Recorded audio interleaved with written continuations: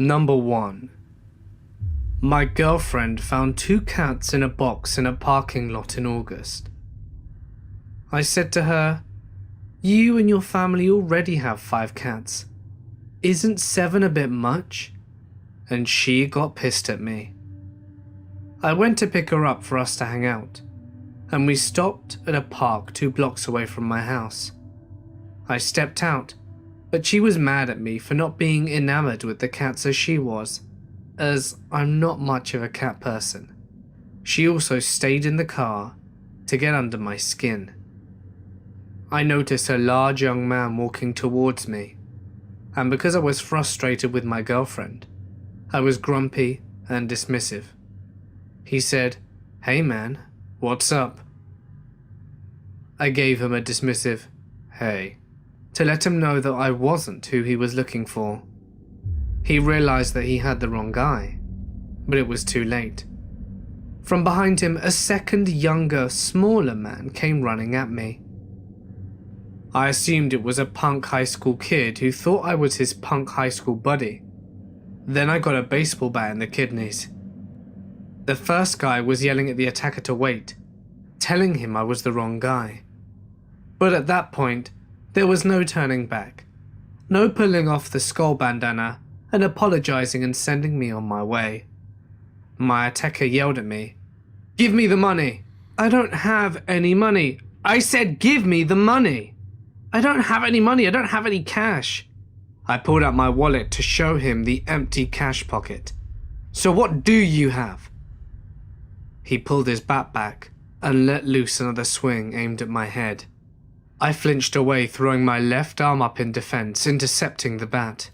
After the hit, I turned and ran, kicking off my flip-flops and sprinting across the parking lot towards a nearby church. As I ran, I could hear and feel my arm clicking. I reached for my phone, not knowing how far behind me the attacker was, and not daring to look back. I thought if I could just get the cops on the phone, they'd be there before I were dead. The operator picked up as I spun around, thankfully finding that my attacker was heading in the opposite direction, retreating back into the darkness of the park. The operator told me that they already had my girlfriend on the other line. She had locked herself in her car as soon as I had been hit. A month later, the attackers were caught. They were 17-year-olds who were waiting for their drug dealer in the park. When I pulled up, they mistook me for him and tried to collect the money that he owed them from me. They were cocky and loudmouthed, and the school resource officer at their high school was friends with the detective on the case, which led to their arrest and trial. The baseball bat broke my ulna. The doctor referred to it as a nightstick fracture because the injury is often sustained in an attempt to defend oneself from any generally large stick. The break didn't heal correctly and had to be operated on 6 months later to install 4-inch metal plates with 6 screws to hold my arm together correctly. Number 2. It was the last play of scrimmage in my freshman year of high school. I was starting quarterback. I had a successful 2 scrimmages. We run the last play, a handoff up the middle. Our running back, who still gets shit today for this fall, falls down in a puddle of mud at the 50-yard line. Literally the only mud on the entire field. I bootleg left, thinking I can salvage a good run out of this shitty situation. Everyone comes at me at once and slam into my left leg. A giant bone-crunching noise was made, and I wasn't sure exactly what happened. I tried to get up, sort of, but my body wouldn't let me. Something was wrong with my leg. Why can't I get up? Coaches storm the field and tell me to stay on the ground. I've never broken a bone before. What the shit just happened to me? Someone calls over a sports nutritionalist or whatever, and it takes him 45 minutes to make it from the other side of the sports complex. Once he gets there, he takes a look. Yup, looks like you've broken your femur. Anyway, since I haven't moved in 45 minutes, I was laying with my legs still bent backwards. The ambulance arrives and tell me that they must straighten it to put me on a stretcher, with no painkillers nor morphine. I had my spiral fractured femur straightened out in front of probably 500 people. I yelled and screamed like crazy, but didn't cry.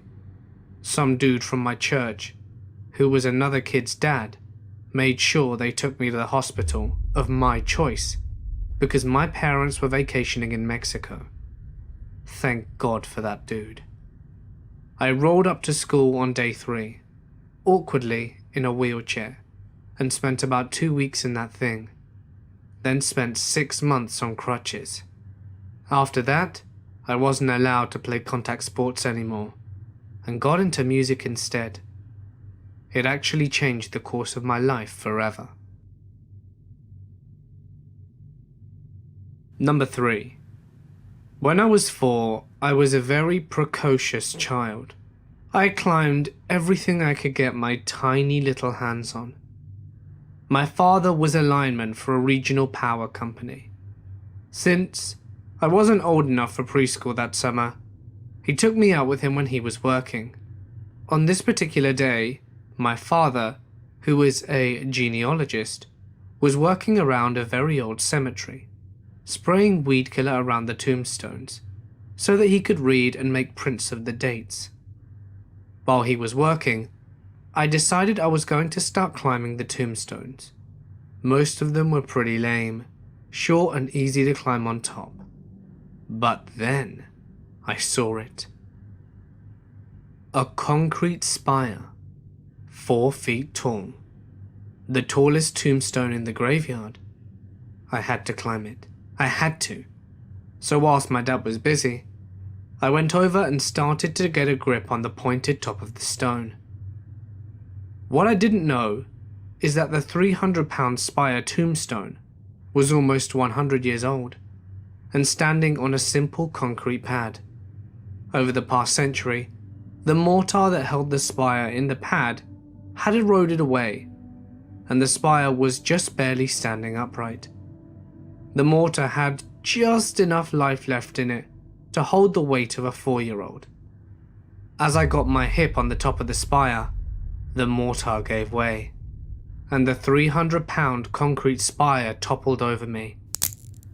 The topple of the spire hit me a few inches below the hip, which was lucky, as a shattered hip would have been far worse, and the body of the stone landed right on my right knee, and the tip of my toes on my right foot, which snapped my leg in half below the knee. Massive compound fracture, bleeding hard, and tremendous pain, all trapped under 300 pounds of concrete.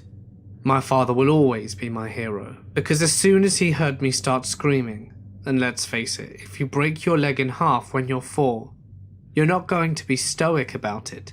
You're going to scream like your life is over. He ran over and, in an adrenaline surge, picked up the block and threw it about 5 feet away. He told me years later that he had completely whacked out his back doing this and was unable to walk for days afterwards.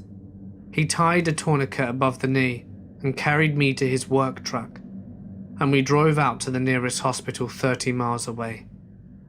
When we got there, I was placed in traction and shot full of morphine, and I didn't walk again for over a month, and had another 6 weeks of PT.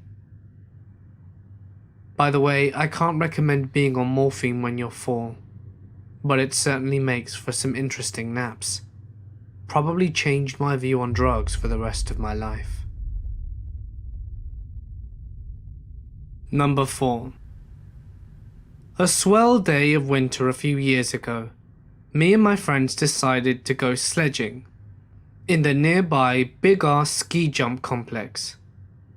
My sledge was of the variety that had a seat, one skid at each side, and a small one in the front hooked up to the wheel. After a couple of successful jumps, I grew brave and decided to hit the jump at match 2. Everything goes better than expected, until I notice mid-air that my angle for landing isn't quite right. Failing to regain my balance in mid-air, my foot manages to slip off the right skid and under the seat. I somehow manage to stick the landing, but as soon as I hit the ground, I hear a loud crack.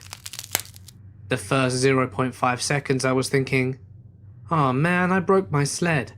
For the following 8 months, I would realize that it wasn't my sled. Well, of course it didn't stop there. My calf broke just below the knee. The lower half was still connected to my foot, which was trapped under the seat. It also trapped against the snow, which is moving fast as hell since I still have momentum. My lower calf then proceeds to turn about 540 degrees, while the rest of my leg and body is stationary. I finally eject from the sled with grace and come to a stop, sprawled on the ground screaming, like a boss. All the muscle and whatnot in the calf is now twisted around my calf. My Achilles has been torn off, bone sticking out of God knows where else. Luckily, I didn't observe the damages firsthand until after, thanks to dressing properly for a fun day out in the snow. So I didn't puke all over myself until we were at the hospital. Luckily, I'm all good now, and I've gained the ability to make cool snapping noises with my ankle and calf bone. Number 5. So it was freshman year of high school, and I was at the first boy/girl party that anyone in my nerdy group of friends had thrown. I was obviously looking to impress the ladies and get out of my forever alone stage of life, so if I could find a way to do that, I was going to take it. Lucky for me, a friend of mine asked me if I wanted to arm wrestle. I said, sure, and went over to a ping pong table, set up on a corner, and someone said let's go. I started to push, and just for a second, time slowed down. I realized that my arm was not moving forward like I thought it was going to. It was just staying still. Suddenly there was a large pop, and my arm went limp at my side. It didn't really hurt, but I knew something was really wrong, and I ran out of the room to collect my thoughts. I knew I had broken my arm, but I had never broken a bone before. And who's ever heard of someone breaking their arm whilst arm wrestling in high school? So for the next 2 weeks, I operated under the assumption that I had pulled a muscle or something. My arm didn't hurt, but I couldn't lift it higher than 90 degrees. I was even in a gym class at the time, and I played badminton underhand. Eventually my family realized that it wasn't getting better, so after the 2 weeks, I was sent to the doctor, who confirmed that it was broken. Apparently I had a benign cyst in the marrow of my humerus bone. That meant my arm was very prone to breaking, and the arm wrestling was the straw that broke the camel's back. So now, I had to go back to school and admit to everyone that I had broken my arm wrestling the smallest girl in the freshman class. Not only that, but because of the cyst, I wasn't allowed to play any sports until my marrow filled back in. So I had to take another study hall instead of my gym class. Except I didn't take a study hall. I went to my school's TV studio and did the announcements that were videotaped and shown all over the school. That meant everyone got to see me in my sling, and eventually everyone knew the story, just not the medical reasons behind it. Sometimes the cysts will fill themselves after a break, but in my case that never happened. I had to go for surgery to fill in the arm with some marrow from my hip and had some synthetic marrow put in. A couple of weeks after the surgery, I noticed that the scar I was left with was purple, swollen, and was draining an orange watery liquid out of it. I didn't let anyone know this for a while, but eventually I found out that I had to go back to the hospital for 2 more surgeries to clean out my infected pus-filled scar. So, after all of that, my arm is fine now. I have a huge scar on my arm and a 4-inch scar on my hip, and a story that I got over embarrassed about 10 years ago.